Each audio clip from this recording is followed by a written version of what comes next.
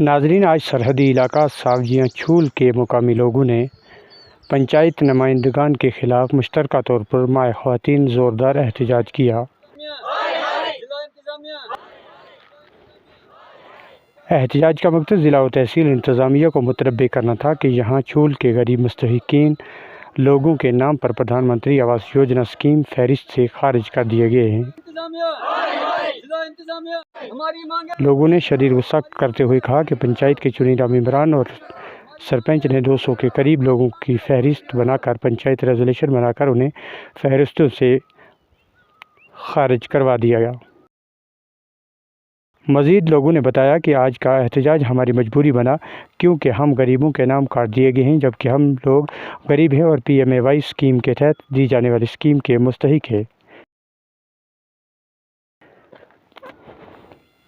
इन्होंने ज़िला तरक्याती कमिश्नर पुंछ से अपील करते हुए कहा कि वह जल्द अज जल्द इस मामला को संजीदगी से लेते हुए एक टीम मुकर्रर करके इलाका में भेजकर छानबीन करवाए और जो भी मुस्तहिकीन हैं उन्हें प्रधानमंत्री आवास योजना स्कीम के तहत फ़ायदा दे। मज़ीद जानकारी के लिए देखें हमारी ये ख़ास रिपोर्ट।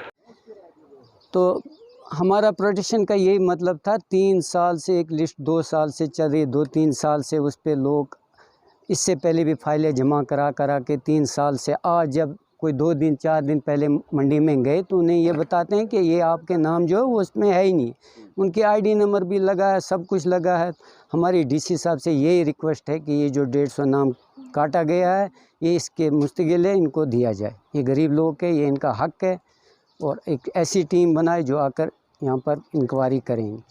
चाहते हैं जो PMAY है, यहाँ गरीब लोग रहते हैं। इस इलाके में सर्दी इलाका है, पहाड़ी इलाका है, तो यहाँ किसी गरीब को कोई PMAY नहीं मिला है।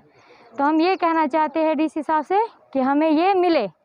अगर आपको लगता है कि हम इसके लायक है तो हमें दे, अपनी टीम भेजी जाए जो यहाँ मौका देख के जाएगी कि इनके घरों की क्या हालात है, मजदूरी नहीं है, कुछ नहीं है, सारे घर वाले निकम्मे ऐसे बैठे, तो उनको कुछ दिया जाए।